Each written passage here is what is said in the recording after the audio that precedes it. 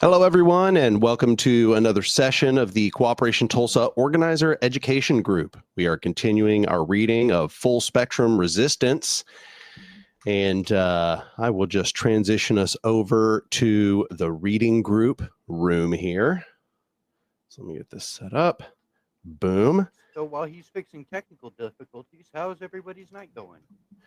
You are very quiet, by the way, Dom. Monday, I am mad about it. Very quiet. I'm very quiet. Now you're not. Now you sound good. So let me go to. Now you're not. Now you sound good. Oh.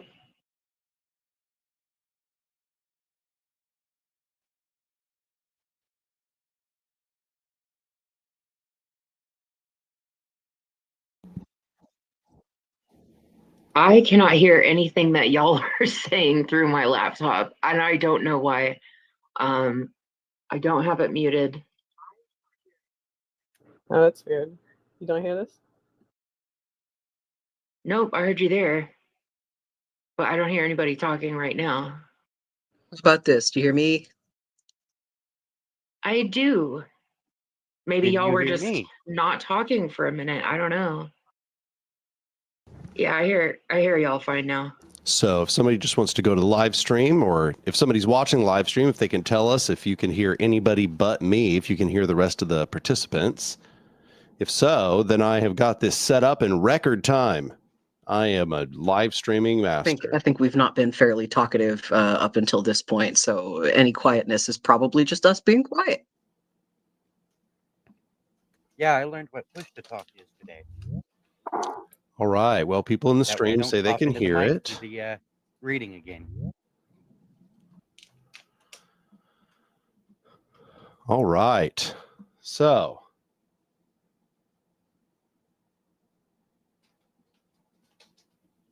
I think everything should be good now.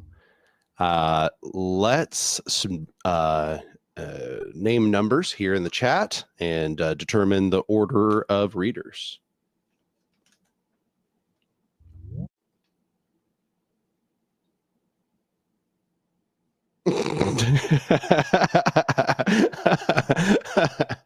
Wow, so eager.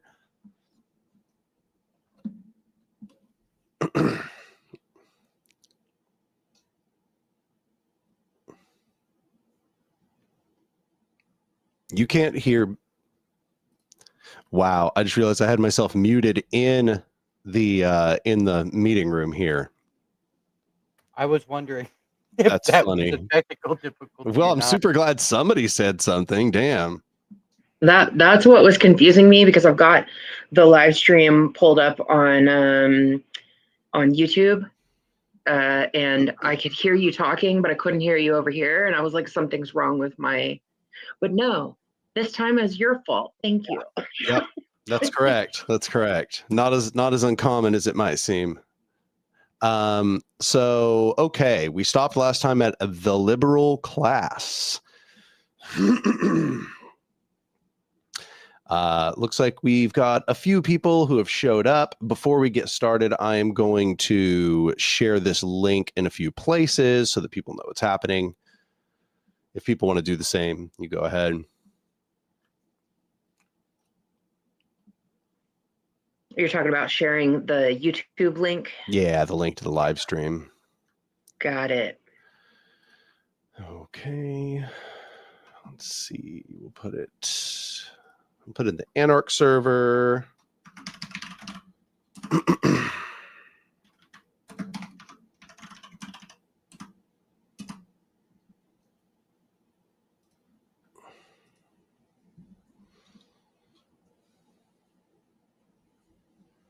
All right. So I put it in places where people can watch.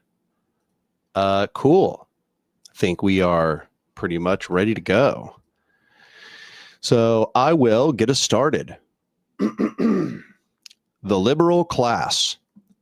Writer and journalist Chris Hedges uses the term liberal class to include parts of the press, labor unions, and universities, as well as liberal religious institutions and elected officials, like the Democrats. In his book of the same name, he traces the history of these liberal pillars since their time of relative success before World War I to the present day. The liberal class, writes Hedges, has historically served as a kind of safety valve, allowing gradual change. Excuse me. When major pressure has built up against oppression and exploitation, liberal institutions like the media and political parties have helped to make compromise that allow incremental progress. However, the liberal class has grown weaker and weaker because it has continually ceded ground to corporate power, been bought off by the privileges of comfortable positions in the social hierarchy, and because it has functioned as an attack dog against the radical social movements that drive real change. Hedges argues that liberal institutions, in order to seem more appealing to the corporate establishment, have purged themselves of radical and independent thought. This was especially egregious and obvious during the period of McCarthyism, when those critical of capitalism or corporate power were blacklisted, ending their careers and sometimes their lives. This process of intellectual cleansing has had a profound and negative impact on the effectiveness of liberal institutions. Hedges argues, robbing them of vitality and innovative thought.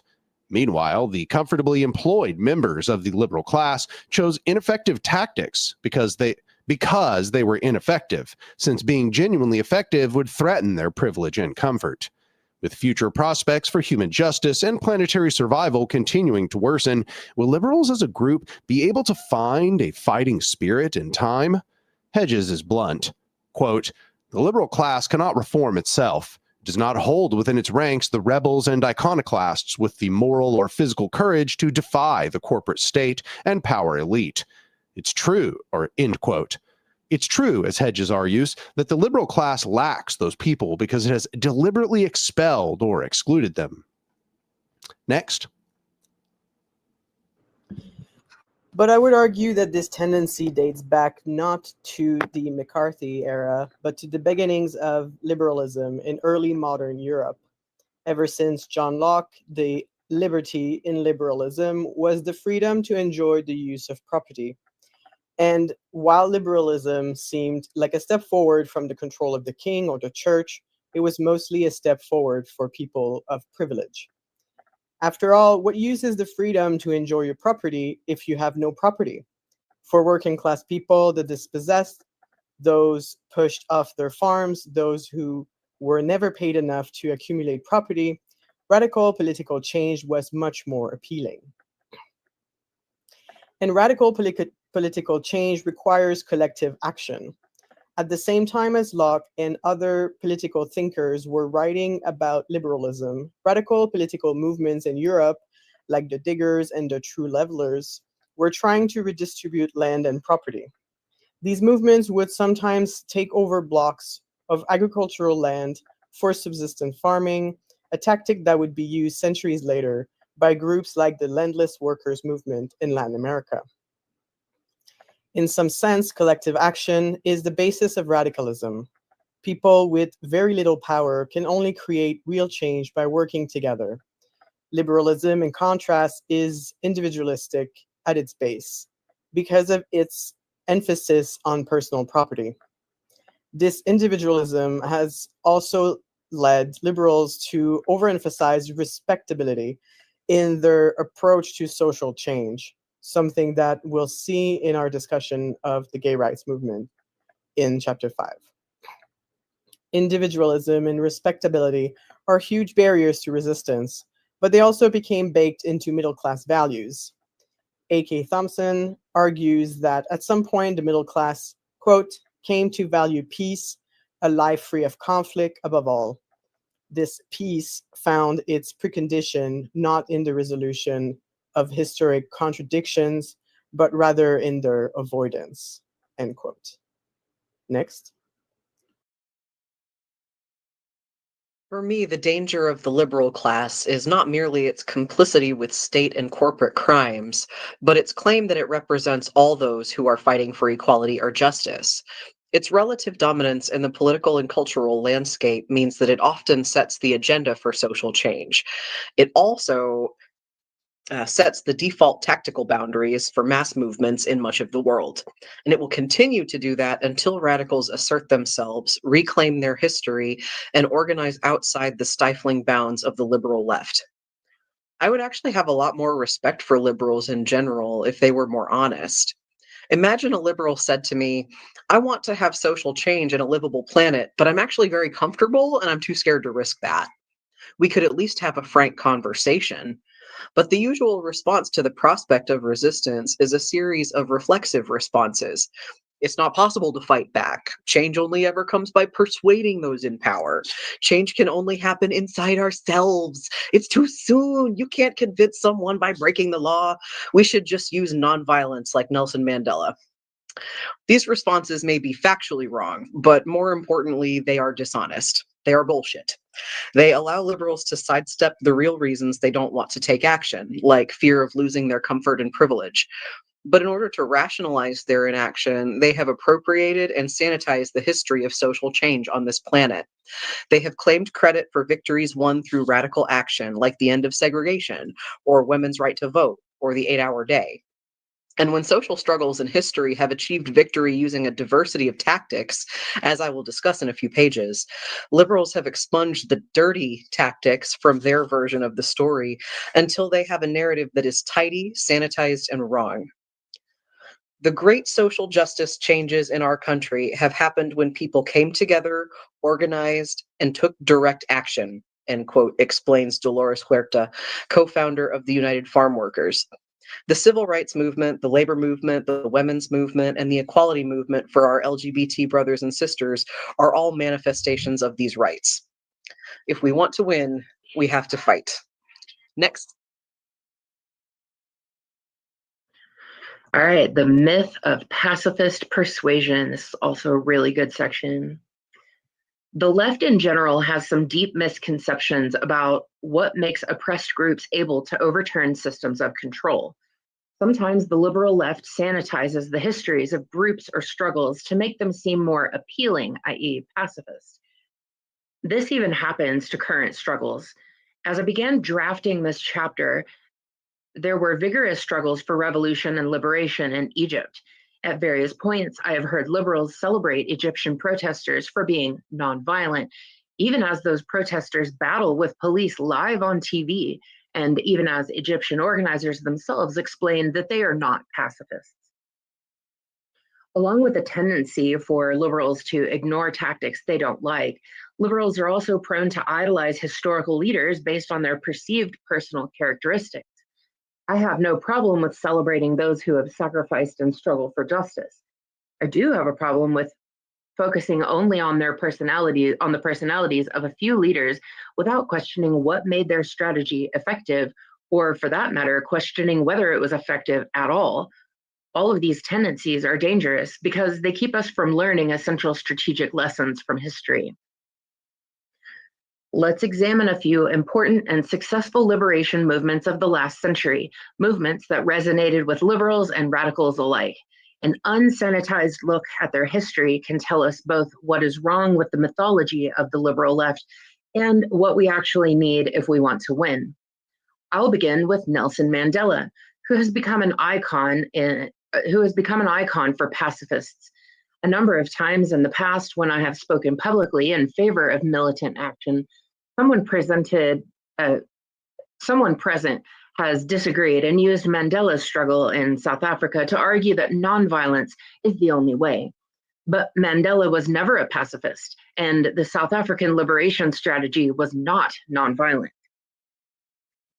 Some people think of Mandela as a pacifist because his approach eventually brought about an end to the violent system of apartheid, and because he spent 3 decades in prison. Pacifism is closely associated with the idea of martyrdom, especially in Christianity. But the reason Mandela had been arrested in the first place was because he was a founder and leader of the African National Congress's militant underground wing. They staged a struggle for decades that incorporated non-cooperation, property destruction, and violent attacks on government agents. This struggle succeeded when the apartheid government could no longer cope with escalating disruption in South Africa and around the globe, and was forced to negotiate peace. Mandela staunchly supported these tactics throughout his imprisonment. He was offered release by the South African government if he would endorse pacifism, but he always refused. He was quite clear: nonviolence is not a moral principle, but a strategy, and there is no moral goodness in using an ineffective weapon. Yep. Perhaps the South African struggle's association with nonviolence emerged from the solidarity boycotts and divestment campaigns that took place around the world. These were important tactics of the struggle, but they were not the only tactics. I'll talk more about Mandela and how the ANC organized in Chapter 6. For now, remember that the ANC's struggle for liberation included both sabotage and armed resistance. Next. Even the international solidarity campaigns included direct economic attacks and sabotage against apartheid-supporting companies like Shell. Casimir Brand offers some examples. Many acts of sabotage occurred in Denmark, Holland, and Sweden during the years 1986 and 1988. Shell stations were attacked with firebombs and paint in addition to the cutting of gasoline hoses and damage to gas tanks and cash machines. In 1986, a spokesman for Danish Shell admitted that the boycott had not affected them much economically, but that sabotage was costing them vastly larger amounts of money. Indeed, and this was a very important point. A broad diversity of tactics was used to achieve success. Successful resistance movements apply many different tactics. They prioritize some tactics over others, but those tactics always involve the use of force, whether that is economic force through mass boycotts, political force through civil disobedience, or physical force. They do not function by offering the oppressors a convincing argument or a moral principle. In the popular imagination of the Western world, the struggle for Indian independence is probably the most famous story of a victory achieved through nonviolence. But the history is not so simple. It's true that there were several major nonviolent campaigns with Mohandas K. Gandhi in the leadership, but there were also militant or armed campaigns against the British occupiers occurring simultaneously. Gandhi's first major civil disobedience campaign began in 1920. The participants protested, boycotted British goods, and supported the local craft-scale manufacturing. The campaign continued until the Chari Chara incident, when 3 nonviolent protesters were killed by police. A mob responded by burning down a police station and killing 22 police officers. Gandhi personally called off the campaign for the entire country because he felt that it was straying from his values. Next. Gandhi's decision to abort the campaign undermined the broader movement. Having lost their main strategy, formerly united religious factions turned on each other, and a classic example of how ineffectiveness drives horizontal hostility. The Hey end Dom, took- you're very quiet right now. I don't know if you need to get closer to the mic or.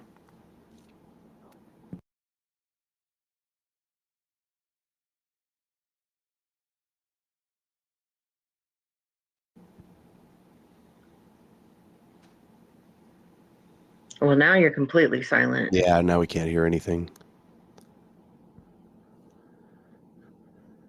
Nope, just silent. I was able to hear you. You were just very quiet, much lower than everyone else. Maybe we can move forward to the next reader and then circle back to Dom. Should we stay with you, Dom, or should we move to the next reader?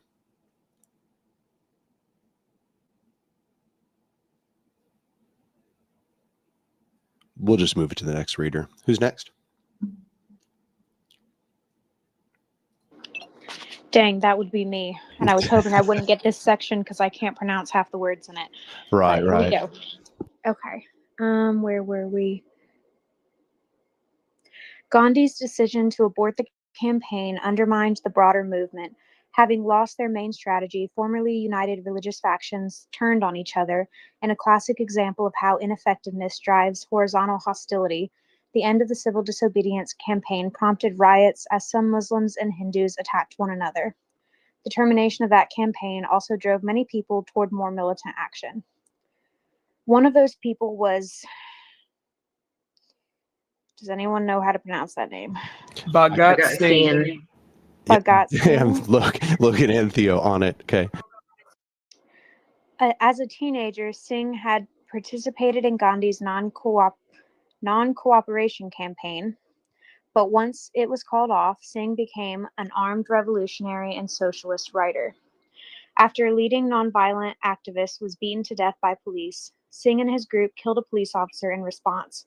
When police powers against dissidents were expanded, Singh's group set off a bomb in the Legislative Assembly, though they were careful that the bomb didn't injure anyone. Singh and 2 comrades were captured and executed. They were celebrated as martyrs, and their deaths inspired others to militant action and radical political thought. Does anyone know how to pronounce this name? Subhas Subhas, is that what it is? Chandra Bose. Or Bose? Bose, sorry. Yeah, Okay. Subhas Chandra Bose. Subhas Chandra Bose was perhaps the best known and most popular militant leader. Bose was twice elected leader of the Indian National Congress, the large independence organization associated with Gandhi. But after the non-cooperation campaign was canceled and militant action grew, divisions developed. Bose felt that the INC had failed people like Singh. Bose came into conflict with Gandhi and resigned from the INC to form his own political party. When the Second World War began, Bose knew that the British would be weakened and distracted. The war would offer a perfect opportunity for an escalated independence struggle. He organized the Indian National Army, an armed force numbering more than 40,000. Bose also controversially aligned the INA with the Japanese against the British. Bose, the INA, and other militants began a guerrilla war against the British. During the war, the Indian National Congress called for a new civil disobedience campaign. The Quit India campaign began in 1942, but repression was swift. Most of the INC leadership was imprisoned on the first day. The Indian people responded with a variety of tactics as they saw fit. Many used walkouts, strikes, and boycotts. When protesters were attacked, some fought back, striking government offices and police stations or burning military vehicles. Others went after the infrastructure, severing railways, electrical lines, and telegraph lines. Next. Meanwhile, independence fighters built the clandestine infrastructure they needed to function under a repressive regime, setting up radio stations, communication networks, and administrative structures. Parallel institutions are essential for successful revolutionary movements. During the war, several areas in India managed to set up their own independent local governments, which ran until Gandhi instructed that they be shut down in 1944. At that point, Quit India was more or less over. When World War II ended, captured officers of the Indian National Army were put on trial. They received a major outpouring of public support. As a military force, the INA was very small, but as soldiers on trial, they had a major political impact and inspired other resistance. And the INA trials would help trigger a crucial mutiny. In 1946, while the INA trials were ongoing and the country was seething with rebellion, discontentment grew in the Royal Indian Navy. Indian sailors, unhappy with the occupation of the country and with their own poor treatment by British officers, decided to start a strike. They elected a Naval Central Strike Committee and used their naval wireless sets to organize between ships. The strike quickly spread into a general mutiny that included the crews of 78 ships and some 20,000 sailors. The striking sailors ignored or expelled officers rather than harming them. The mutiny quickly brought a negotiated settlement from the Crown, with amnesty promised to the sailors. But once the strike stood down, many of them were arrested or court-martialed in a betrayal of British promises. It's no surprise that the colonial government lied, but the sailors were also abandoned by Gandhi, who attacked them for acting, quote, without the guidance and intervention, unquote, of the, quote, political leaders of their choice, unquote. Of course, the sailors had their own leaders in the form of an elected committee and coordinated their actions through the committee and through their wireless sets. Perhaps Gandhi's problem wasn't that the strike was not coordinated, but that it was not coordinated by him. Though it ended quickly, the mutiny created major panic inside the British government. It was a clear sign that large numbers of Indians were ready to abandon a strategy of nonviolence and switch to an outright armed insurgency. In that case, the British would totally lose their considerable investments, assets, and influence in the region. World War II had thoroughly drained the military resources of the British. They knew that they lacked the military might to suppress an armed uprising in India. So in 1947, they granted India a negotiated independence. Next.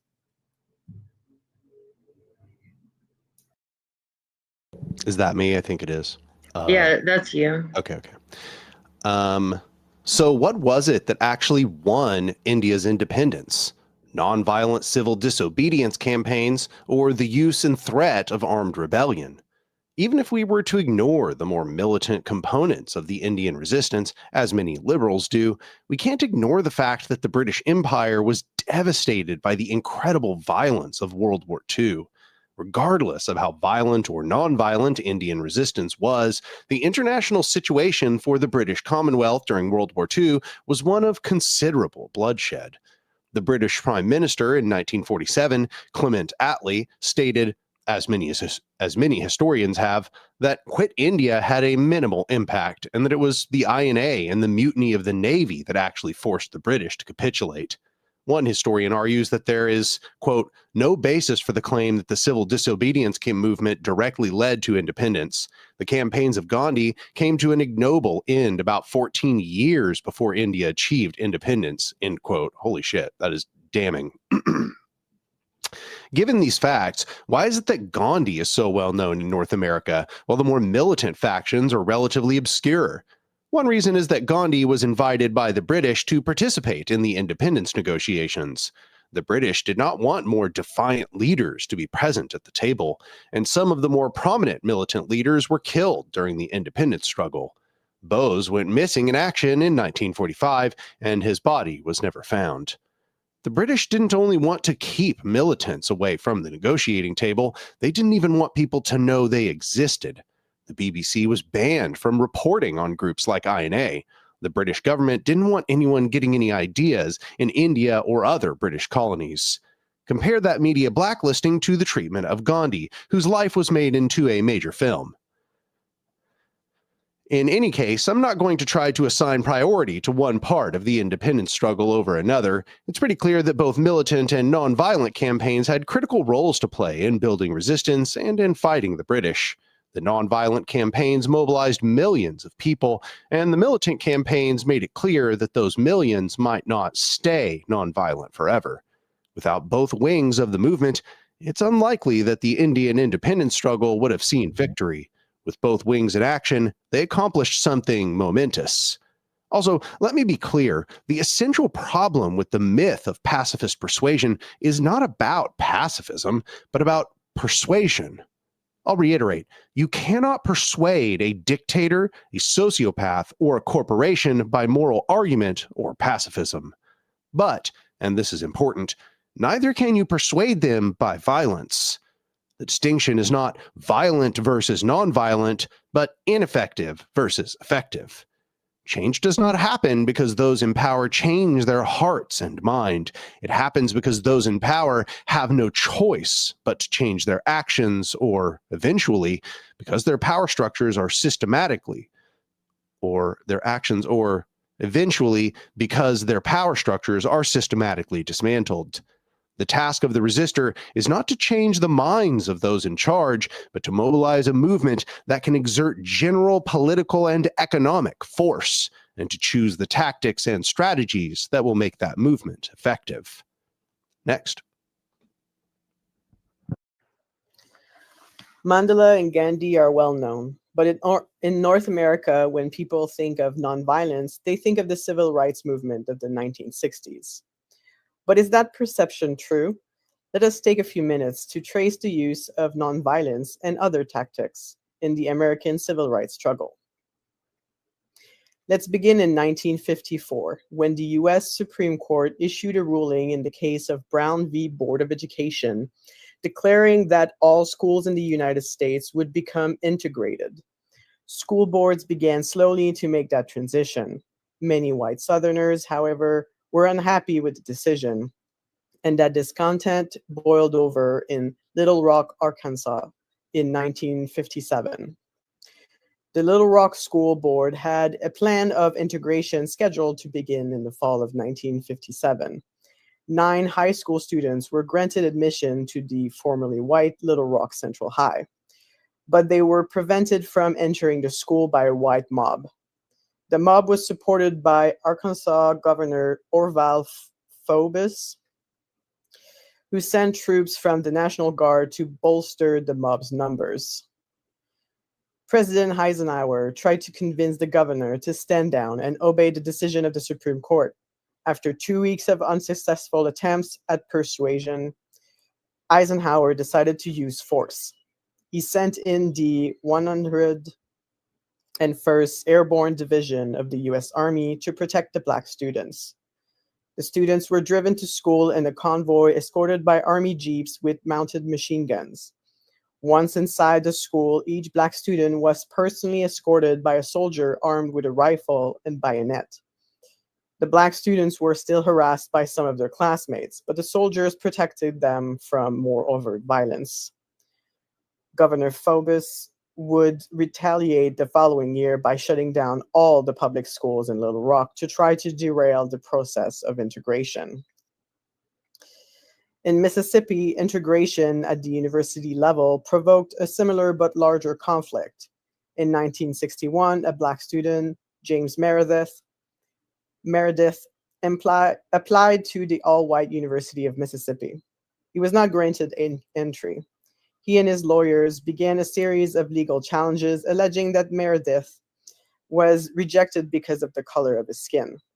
The case made it to the Supreme Court, which ruled that the university had to accept Meredith. But again, the state establishment defied the Supreme Court. Indeed, the governor of Mississippi personally came to turn Meredith away when he attempted to visit the registrar's office. Federal marshals were sent to escort Meredith and ensure his safety. When James Meredith was finally able to enroll in the fall of 1962, there was an immediate and violent response on the university campus. Students and Mississippians rioted by the thousand, attacking the hundreds of federal marshals and border guards tasked with protecting Meredith. In response, President Kennedy sent in 16,000 federal troops to quell the racist uprising. Swaths of the campus were burned or destroyed by the rioters. One military police officer, a veteran of the war in Vietnam, said he preferred being in Vietnam to dealing with the rioters. Next. When the riots were over, 2 people were dead, 28 U.S. Marshals had been shot, and 160 soldiers had been injured. Some called it the last battle of the Civil War. Meredith himself was safe, though in 1966 he was shot in an assassination attempt. He would recover. Those on the front lines of the civil rights struggle were not naive about the nature of segregation. They understood that segregation would not end by persuasion alone, and that force, including the threat or use of violence, would be required. James Meredith, a military veteran, was very explicit on this point. Decades after his graduation from the University of Mississippi, he explained, "I was engaged in a war. I considered myself engaged in a war from day one, and my objective was to force the federal government, the Kennedy administration at that time, into a position where they would have to use the United States military force to enforce my rights as a citizen." End quote. The Freedom Rides, the series of bus rides in which white and Black activists traveled through the South to defy the rules of segregation, used the same principle. One Freedom Rider called himself a soldier in a nonviolent army. James Farmer, the director of the Congress of Racial Equality, CORE, explained that they knew the Freedom Ride would trigger attacks by racist mobs. Quote, and we felt that we could then count upon the racists of the South to create a crisis so that the federal government would be compelled to enforce federal law, end quote. And it worked. The racist attacks grew with each city the Freedom Riders passed through. This was organized violence, planned by both the police and the Ku Klux Klan. In Anniston, Alabama, the Ku Klux Klan surrounded the bus and blocked the exits before setting it on fire. Through some stroke of luck, the mob backed off for a moment, and the Freedom Riders were able to leave the bus before burning alive. But as they fled, they were severely beaten and almost lynched. Some of them were sent to hospital but were refused medical care and had to flee the hospital after another angry mob gathered. At the next stop, Birmingham, they were again attacked and severely beaten. In Montgomery, Alabama, the conflict came to a head. Freedom Riders were mobbed and viciously beaten as police looked on. Local civil rights organizers had to rescue the injured because ambulances would not take them to the hospital. The next evening, there was a rally at a Baptist church in Montgomery with Martin Luther King Jr. among the speakers.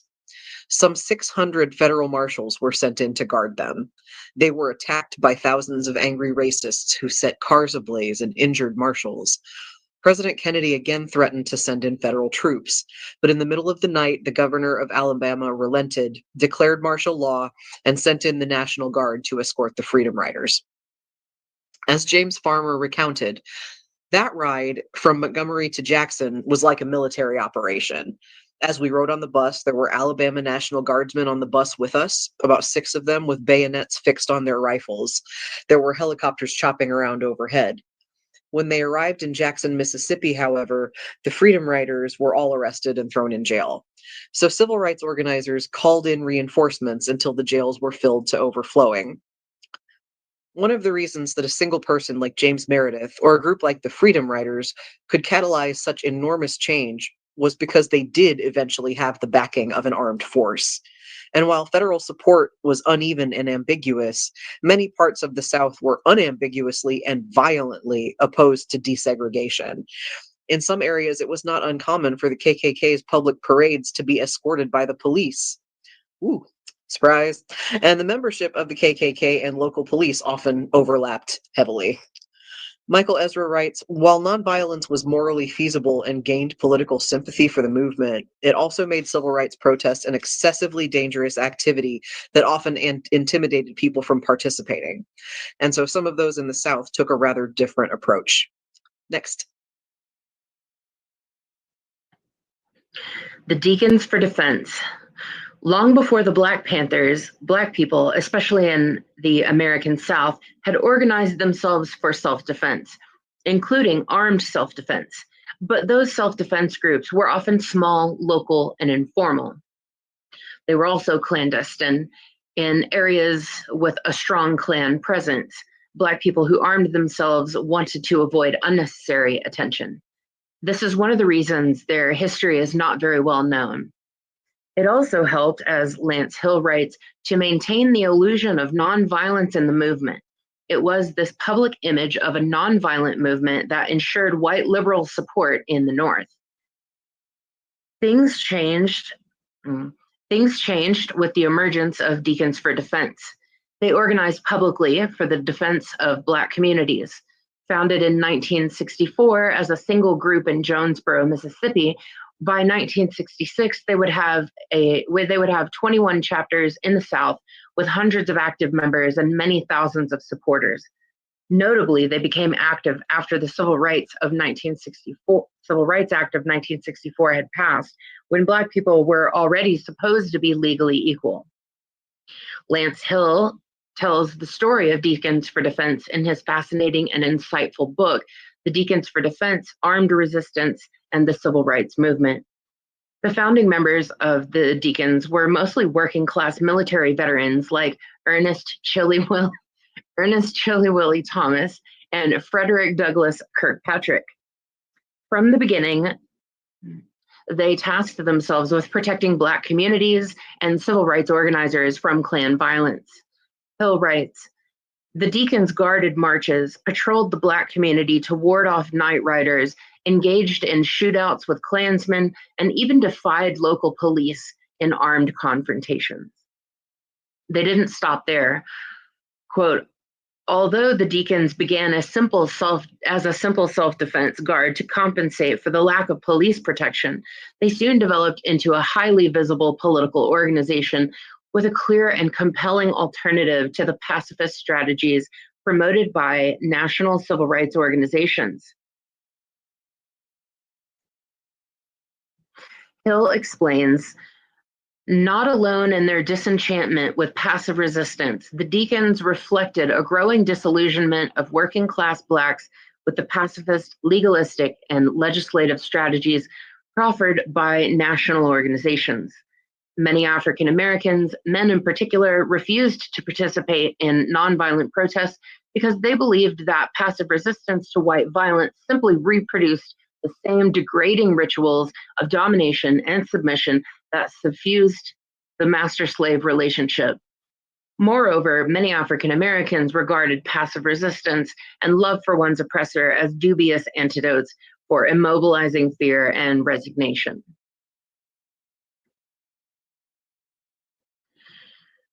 Militant community defense allowed civil rights organizing that had been impossible before and encouraged community involvement in nonviolent activities as well. Before the Deacons, in the summer of 1963, CORE had tried and failed to desegregate public buildings like the library in Jonesboro. CORE had struggled to rally 20 protesters, but in December of 1964, the Deacons managed to gather 236 people to a civil disobedience action, occupying and desegregating the library in minutes. They soon desegregated other facilities as well, and their action gave courage to others, as Hill explains. The presence of the Deacons was clearly helping to overcome fear and passivity. In contrast to, wait a minute, where do we go? Sorry, the cat just stepped on my keyboard. Dang you, Murray and or Lorenzo. In contrast to their past timorousness, 3 ministers came forward and offered their churches for voter registration. Next.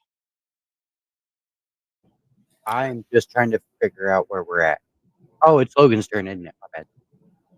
No problem, Dominic. Organized self-defense encouraged Black activists to stand firm regardless of the tactics they were using. Many Black women who were domestic workers soon refused to tolerate racist insults on the job. Hill writes, the formation of the defense group reflected a profound change in the thinking of African Americans in Jackson Parish. A new state of entitlement and new combativeness were emerging in the Black consciousness. These changes were evident in men and women alike. Shortly after the defense unit formed, the Klan attempted to light a cross at the home of the Reverend Y.D. Jackson in rural Jackson Parish. As soon as the torch touched the cross, shots rang out. Jackson's wife had unloaded her gun at the startled Klansmen. The frightened night riders beat a hasty retreat. The white robe and hood were losing their mystique in Jonesboro.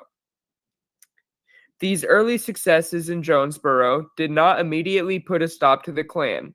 As the desegregation campaign gained ground, the KKK responded with intimidation, including cross burnings. In response, the Deacons printed leaflets stating that anyone caught burning crosses in Black communities would be shot, and they asked domestic workers to leave the leaflets anonymously in white homes where they worked.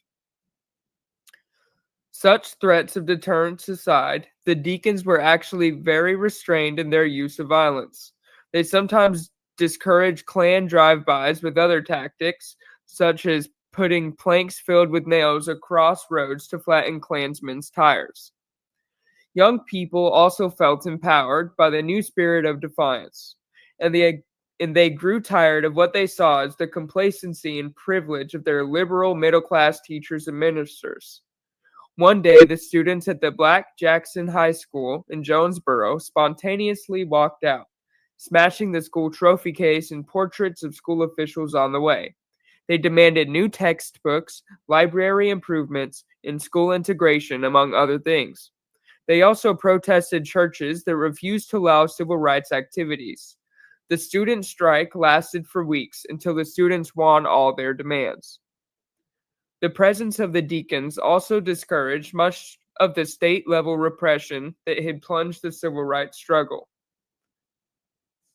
That had plagued the civil rights struggle. In 1965, the police threatened to attack a group of picketing students with high-pressure fire hoses. Fire hoses had been used against marchers in Birmingham several years earlier, injuring many activists, including children. But in Jonesboro, the deacons showed up at the student picket and began to conspicuously load their firearms. The police backed off. Next.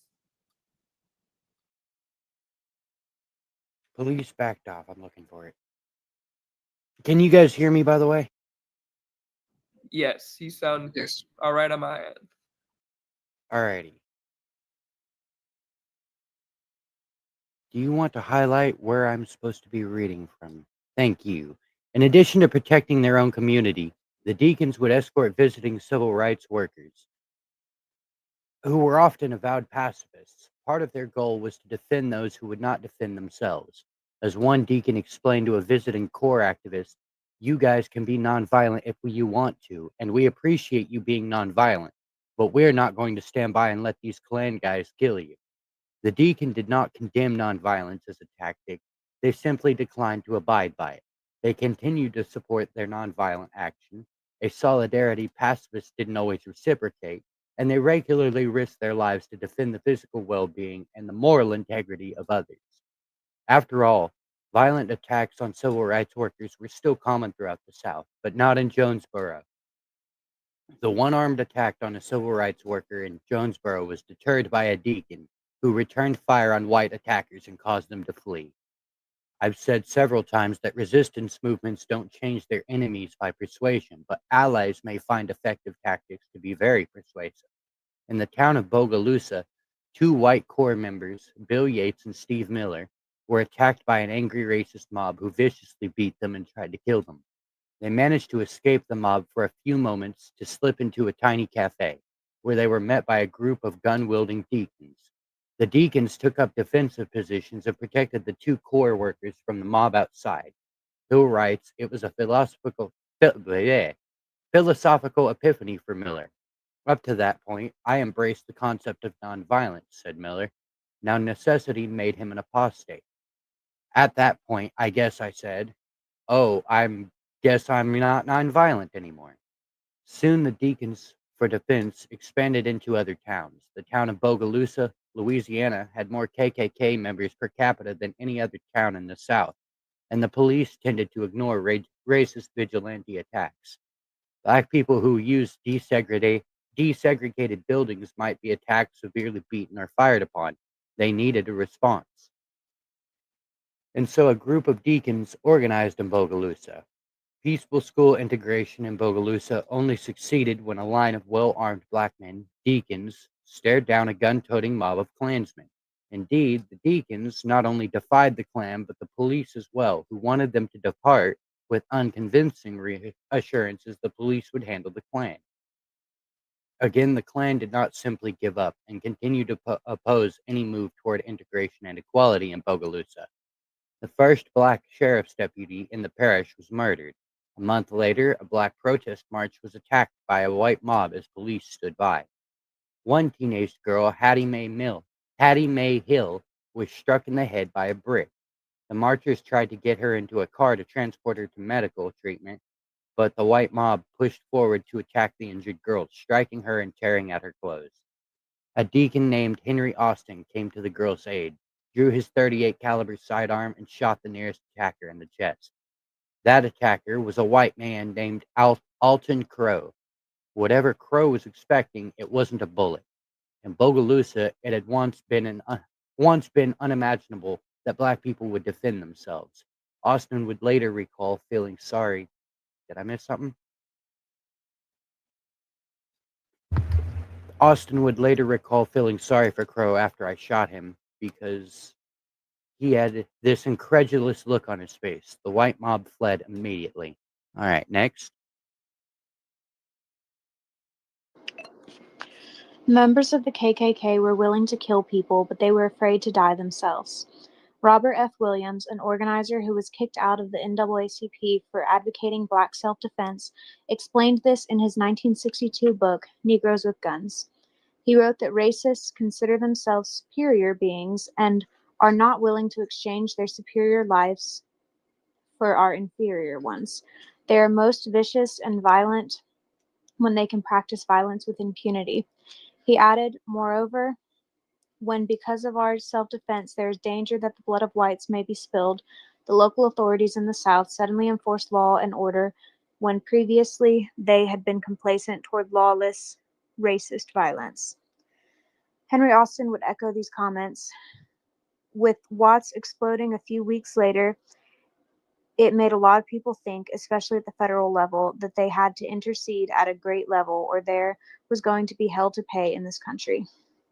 The activities of the Deacons compelled police and federal officials to enforce laws against the KKK. And when Alton Crow survived his chest wound, the police declined to bring Henry Austin to trial. Hill writes, it soon became clear that most of the black community regarded Austin as a hero. After organizer Charles Sims bailed out the young Deacon, Austin returned to a warm welcome in Bogalusa. Men shook his hand and bought him drinks. Elderly women greeted him affectionately on the street and pressed a few dollar bills into his hand. Around the time of the Crow shooting, the Deacons were criticized by advocates of strict nonviolence like Martin Luther King Jr., who claimed that the Deacons tended toward aggressive violence. In part, such criticism reflects the different priorities within the civil rights movement. The middle-class national organizations tended toward nonviolence because they wanted to gain the sympathy of white Northern voters in their goal to get legislative change. The local working-class organizations, like the Deacons, had more immediate concerns of poverty and violence, so they took a more pragmatic approach in general.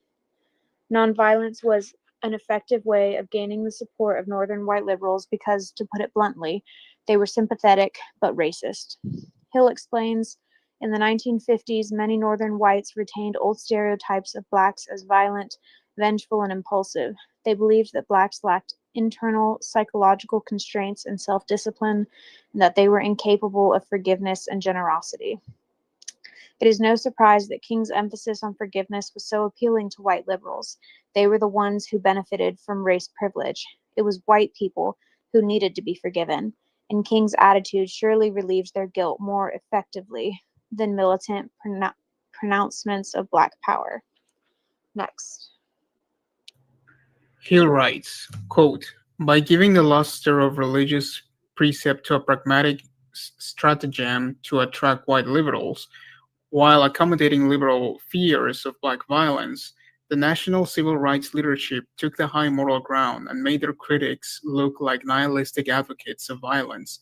In truth, defense groups like the Deacons use weapons to avoid violence, unquote. While King and others tried to reduce white fearfulness, the Deacons actually wanted to make specific whites, like members of the KKK, afraid. While some national civil rights leaders criticized the Deacons, seeking to maintain the sympathy of white liberals, civil groups in the South depended on them.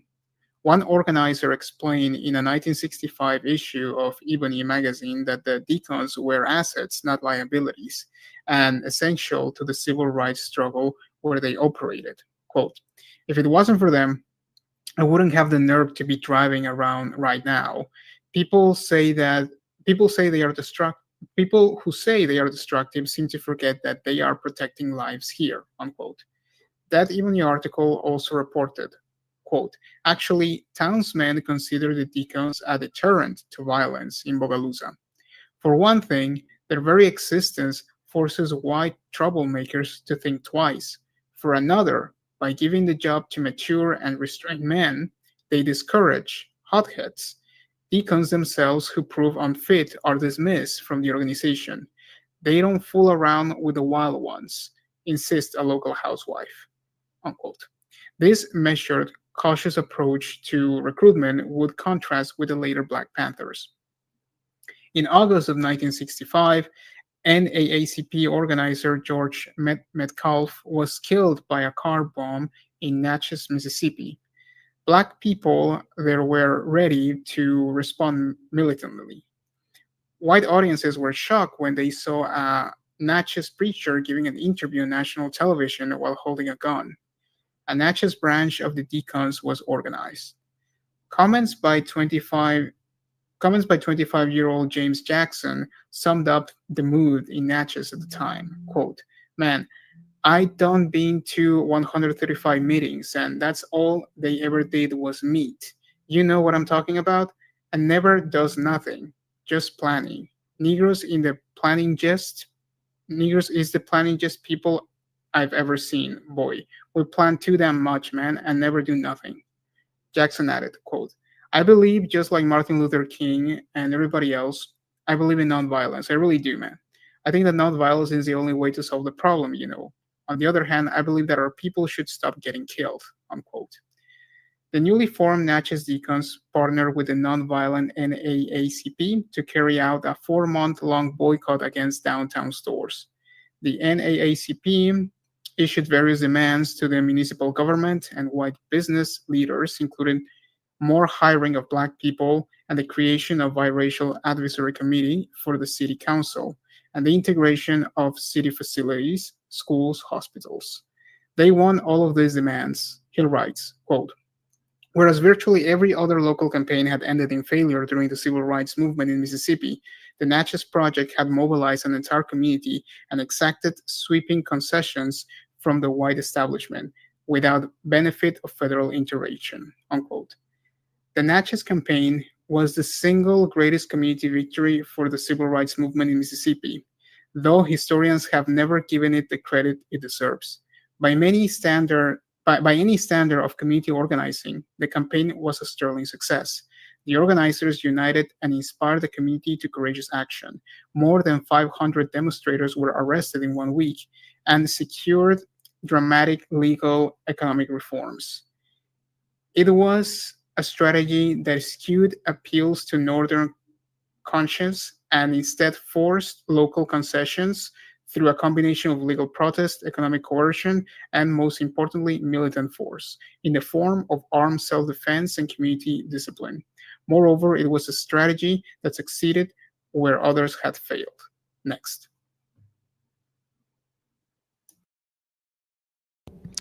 Okay, so we only have 2 minutes left in the reading section. So I'm just going to read, even 1 minute. So I'm just going to read just a little bit, and then we'll end the reading section and move on to the discussion section.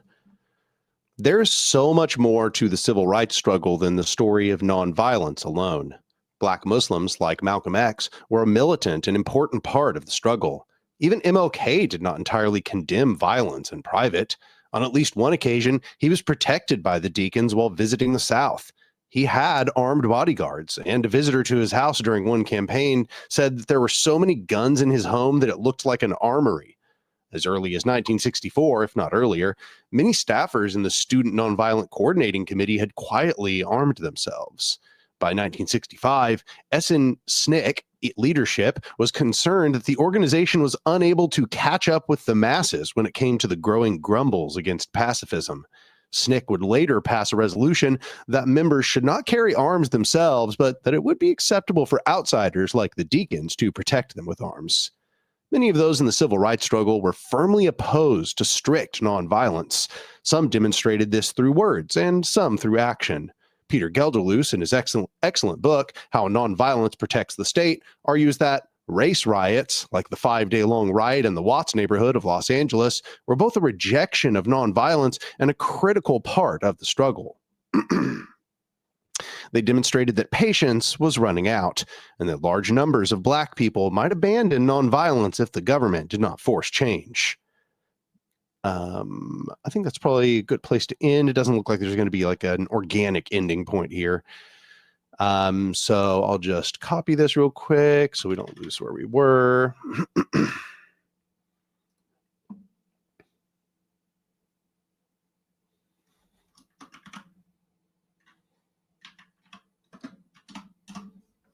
All right.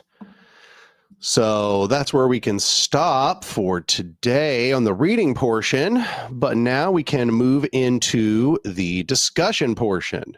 So I'm so happy to see so many people here. We've got a really good turnout. I just want to open the floor and see if anybody has any first thoughts.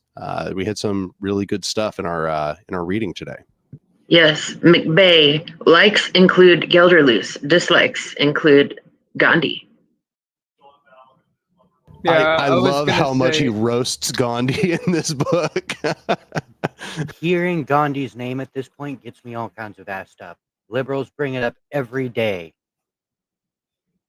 No, I think this whole section did a good job of going through the actual narrative rather than the given political narrative that most people are given around these issues.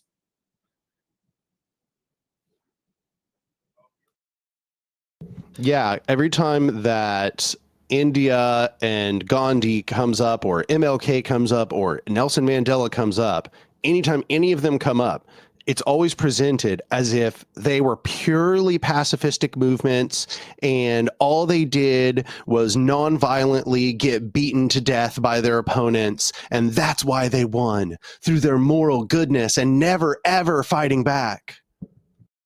Well, I think a really good point that he brought up reading section is the tendency of liberals, specifically white liberals in this case, to deliberately only go with measures that they know will be unsuccessful because they have a lot at stake. Like they want to be on the right side, but they also don't want to like give up any of those like privileges, you know?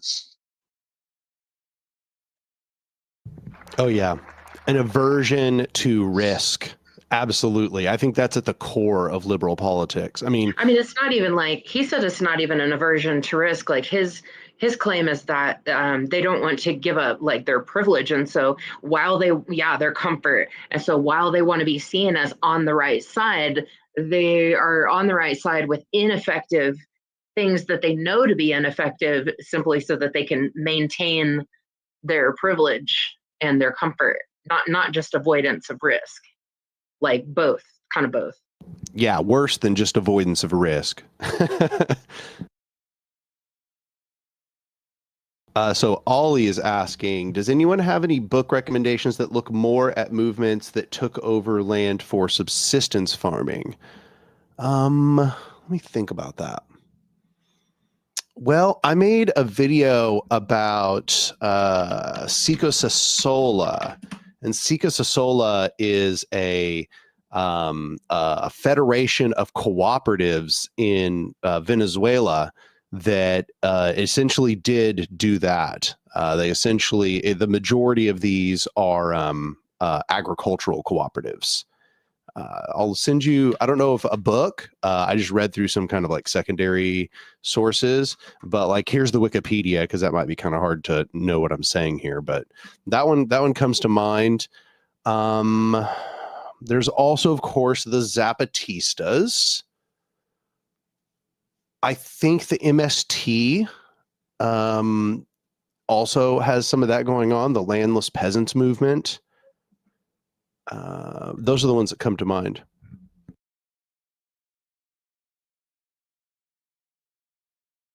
Does anybody else have any thoughts about the reading? For my own part, I always really enjoy reading about the Deacons for Defense. I derive a great deal of joy out of People hearing getting John Brown.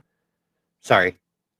Oh, but like I derive a great deal of joy out of them meeting the white supremacists with defense and violence, and the white supremacists just folding. it's delightful. You usually only get that kind of satisfying narrative in a fiction story.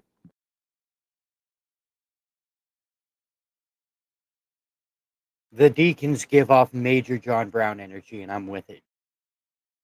I also loved the planningest people I've ever seen. That quote was hilarious. I felt personally called out by that. That was so funny.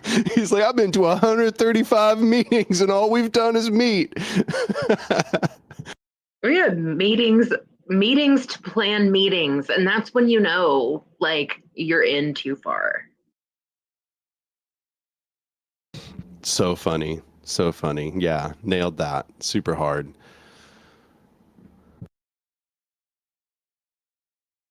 Yeah, I don't know if y'all saw my comment that I was basically saying, like, this during this civil rights upset, and we read about the ambulances refusing to take the injured people into a hospital, and then of course, like, when they would manage to, like, get to a hospital, a lot of times they would also not get care at all, or just subpar care.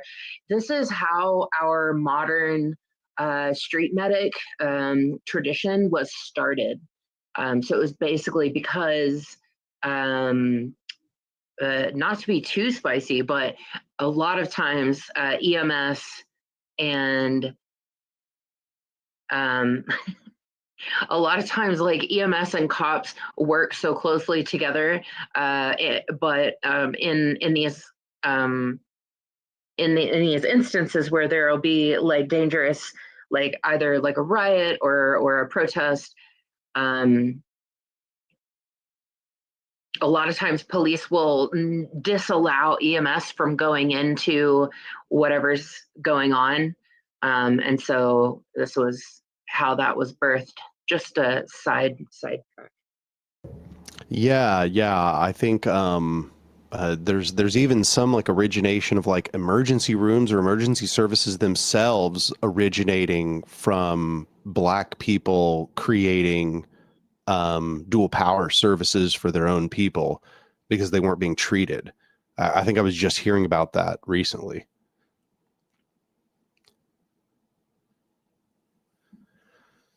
But yeah, no, I love hearing about that whole history because, Black people in America have a whole history of creating dual power, right? Like, every time that their needs haven't been met in history, instead of, like, assuming that the power structure is going to provide them, they just go right to work creating their parallel institutions. And I find that very inspiring.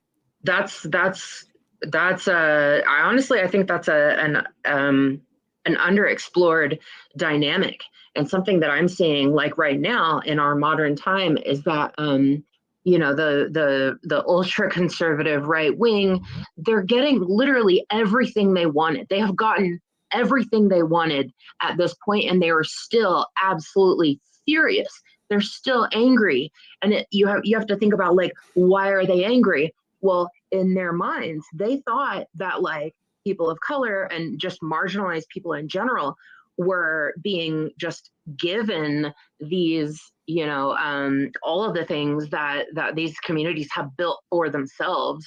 And in this, like, the racist conservative mind, they were being given those things on a platter.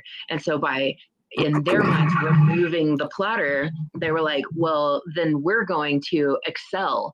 Now they are failing to excel, but it's because they don't understand the tradition of marginalized people to create dual power and to create self-determination. So they're pissed and they don't even know why. Yes, Elephant Panda says the proverbial dog who has caught the car. That's exactly true. They don't even know what to do with it once they get it, and it's not working the way that they thought.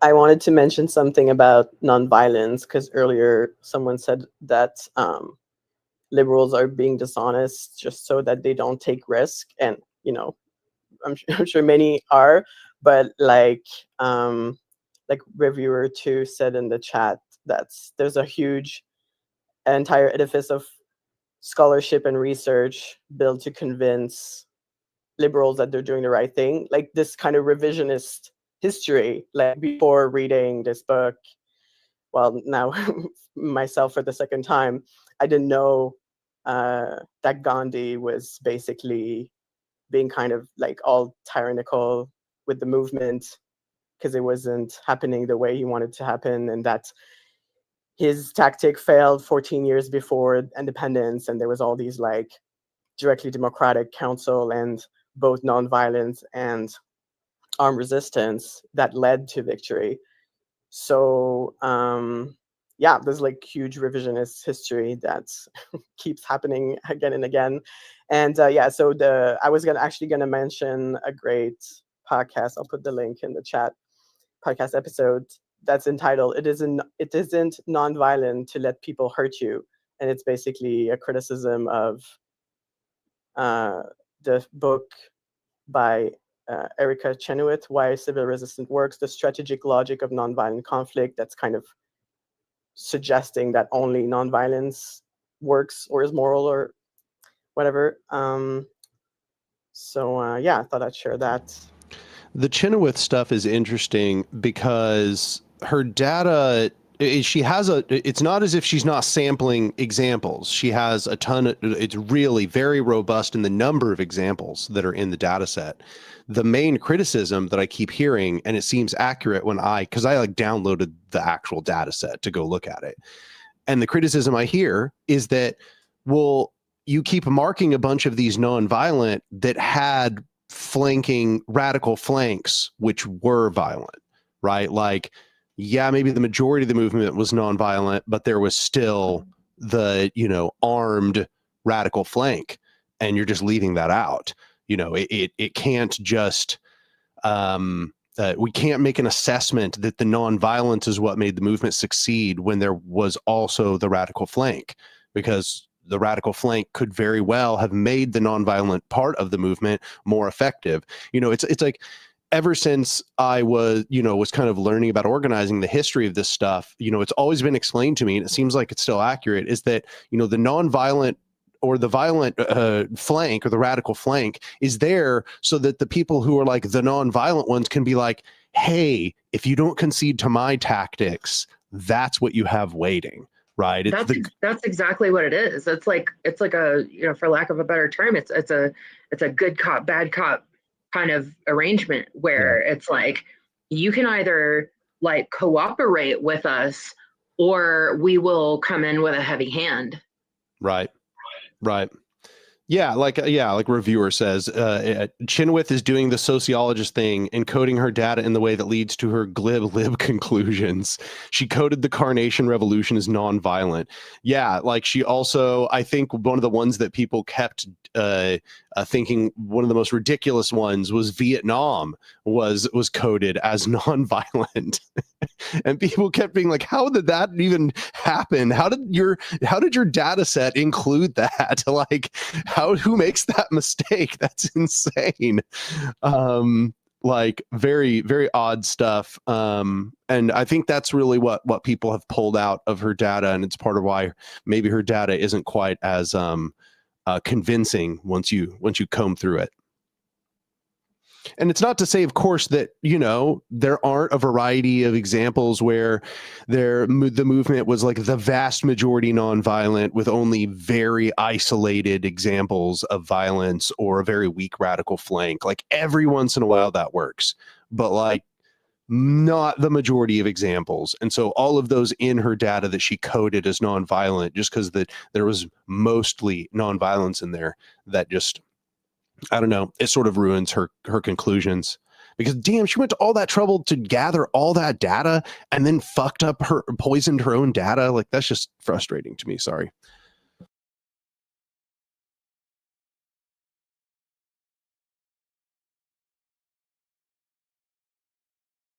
I also just wanted to point out that Mahatma Gandhi was not as pure of a moral character as everybody likes to say he is. He was known to have done some pretty messed up stuff.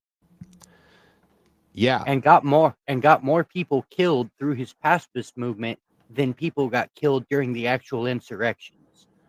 Yeah, the thing, I think that, we haven't gotten to the specific examples where he tries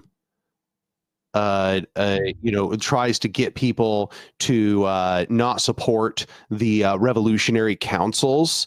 Like, I think we get to that a little bit later. Here they only mentioned that he like condemned like the more insurrectionary activity. But there was a part where they like started seizing massive portions, like entire municipalities and stuff. And then they start trying to set up directly democratic revolutionary councils of the people. And Gandhi tells them to shut down all of the councils. And it's like, damn, like he's not just ineffective, he's a counter-revolutionary. Like, that's pretty bad.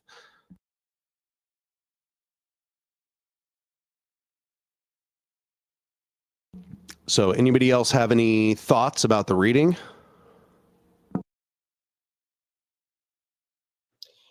Well, I was just having although the author is clear that the federal support for desegregation was ambiguous at best, reading about the National Guard and the federal troops going in to escort Black students against racist mobs is especially, I don't know, surreal in these times.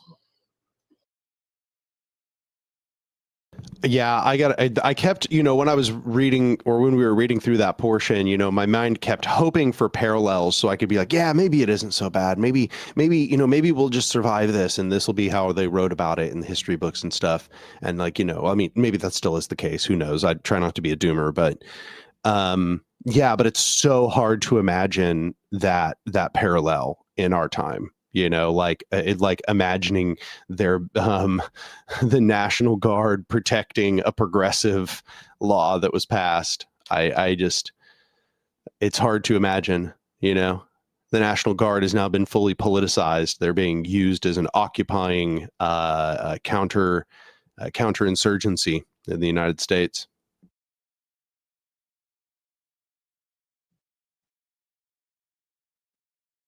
It makes me wonder how they feel about being used, how they feel about being the president's cuck.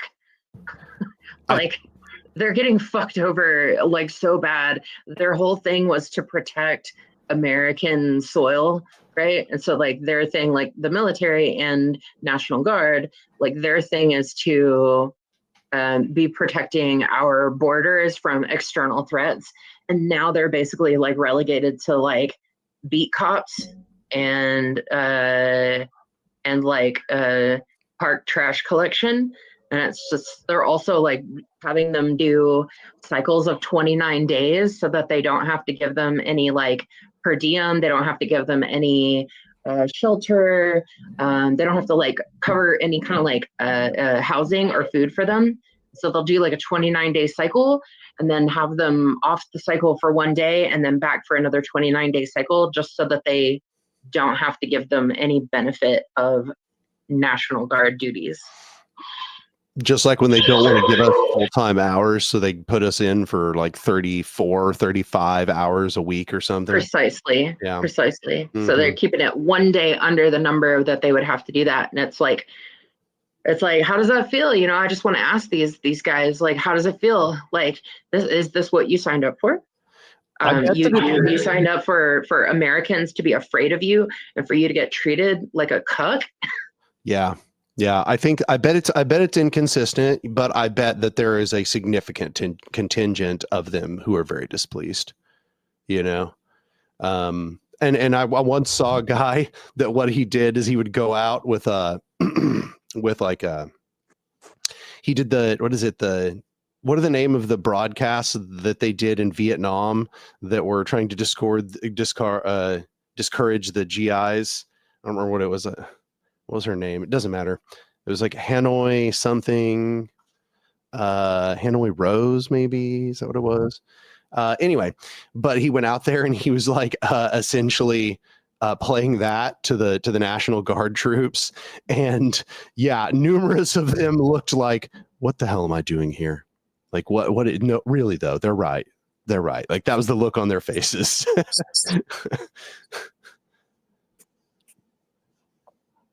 I have no sympathy for that. Like, throw down your arms or turn them on your bosses, and then I will have sympathy. But like the malicious compliance, like that's just not. It's not enough. It's not enough. Like, they're. I have no sympathy, and like I honestly, even after all this is over, I will not have sympathy for whatever kind of what's it called, like whatever kind of ego injury, moral injury that they may report having over all this. Then you shouldn't have been participating. But yeah, Hanoi Hana, I like that meant that psychological trip is like, it's definitely working here. Like, especially like I see, like the aunties out there talking to the guys, like, do you think that they're gonna protect your family when it's time for them to be collected? And the guys just like they look like they're gonna cry, and it's like, well, then throw down your arms or turn them against our oppressors, turn them against the tyrannical people. I don't know if the National Guard even signs as coercive of contracts as people that are like in the Army and the Marines and all that. I think it's more like a job, but I could be wrong. I don't have any expertise on that. It's less coercive, but if you were to ask me, would I rather help a fascist regime, or would I sit in prison for however long? It would be prison. 100% immediately. Oh yeah, I know it's definitely time to ditch. If you're in the armed forces, get out ASAP. They're about to make you do even more terrible things than you're used to. Well, the thing is, we will have American Nuremberg trials. Like, these guys will lose power because fascism is a loser movement. It's a loser movement. It always loses. Every time it comes up, it loses. And every time it loses, there are always trials afterwards. And the people who were complicit in it, they get hanged. Yeah. They get executed. I would like to point out that would not exactly be the case in like Spain. Franco ruled for his whole life before the fascist regime collapsed. I will grant that it fell immediately after, though. At least as long as the dictator alive, there's a chance it can survive, but I have never seen it. I mean, our dictator has all of like 3 Yeah, weeks. bro has 2 seconds. I don't know about that. He's falling apart as we speak. I mean, yeah. Oh, sorry. Go Zan. Oh, sorry, I didn't mean to do that. But I was gonna say, but JD Vance is a young chicken, so I don't know that it would collapse. Well, I don't think that he can. I don't think He he's is that not lucky. charismatic. Yeah, I don't think he's capable of holding up the coalition. I was going to say fascism is held together by its leader. So after Hitler died, the regime for him is that technocracy money. Yeah, it's not just one person, it's tons of people behind. As long as they get their way, I don't think they care so much about charismatic leaders, but I don't know. I guess we'll see. The thing is that, like, with the charismatic leader now, the regular people support what's going on, even though it's clearly against their interest. But when they're just a bunch of soulless people that are ushering in a tech oligarchy, I don't know if it'll be the same without somebody like Trump. Yeah, Well, I mean, in case we can't really count on just waiting for him to croak to see. no, I will have. not. But I will say that, insofar as that there's any form of like voting that remains, and they're not just like straight rigging the elections. I don't think JD Vance can win an election. I don't think that he has that kind of zealot behind, they're not as zealotous about him as a leader. In fact, they kind of seem to hate him already. Like, a lot of the MAGA people don't like JD Vance. And I just really don't think they have a character to seize the vacuum like Donald Trump. So what they'd have to do is run a different kind of campaign. Their fascism is going to be a little bit more difficult to enact because they don't have their it's bizarre calling him charismatic, but to the sort of chud mind, I suppose he's their charismatic leader. Have you ever listened to Hitler's speeches? They sound shockingly alike if you actually understand what Hitler's saying. That's because they're both on meth. Like, they're both on like lab grade, like literal methamphetamine salts. And I'm not talking about like the street shit, but yeah, it's absolutely like incoherent psychobabble, but it doesn't matter because people operate based on vibes. I can literally tell somebody to go to hell in a way that makes them want to ask me for directions. It doesn't matter what you say, it matters how you make them feel. And so, like, yeah, these these guys that are in this like evil charismatic role, where they're basically tapping into the temper tantrums of the right wing. That's really kind of like all that's needed. They don't have to say any words that make sense. It's going to be interpreted in however the listener wants to interpret it. I just want to note that we have about 3 minutes left.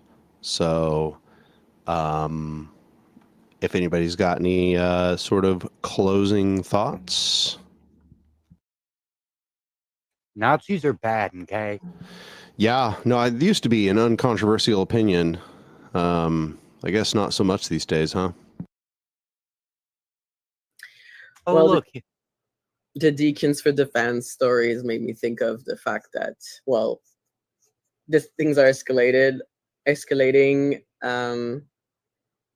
against trans people as a group in the US. And then that was even like debated before what happened last week, but removing gun access, gun rights for trans people, that was something I'm sure they're still mulling over.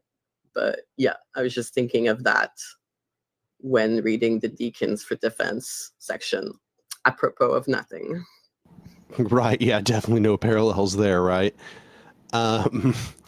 Yeah, no, we'll see how that goes. I will say, I don't usually give the right wing credit, but on this one issue, they have been pretty consistent. Not the rulers, but the constituency.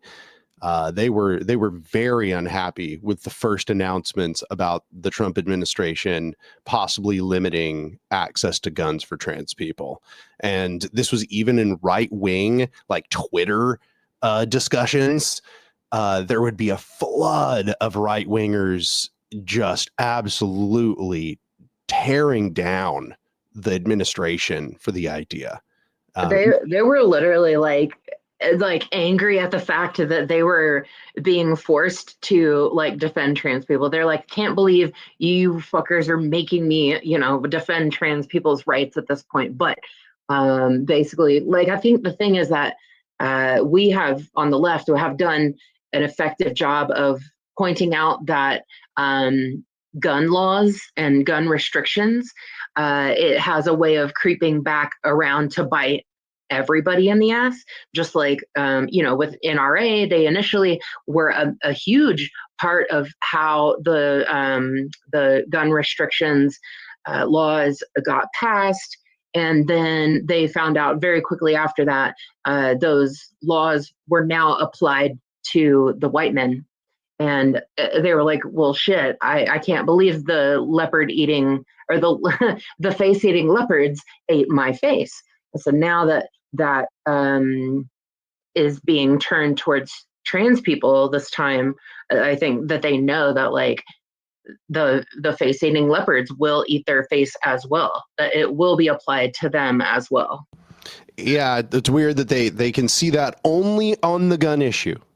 That's it. They can only understand that principle when it comes to the gun issue. On no other principle can they understand it. But yeah, no, I mean, we'll find out what happens. They're doing real good. They're doing real good at weaponizing the Charlie Kirk death. So we'll find out what kind of support they can gin up to violate their own principles any day now. But also, we are at time for the session.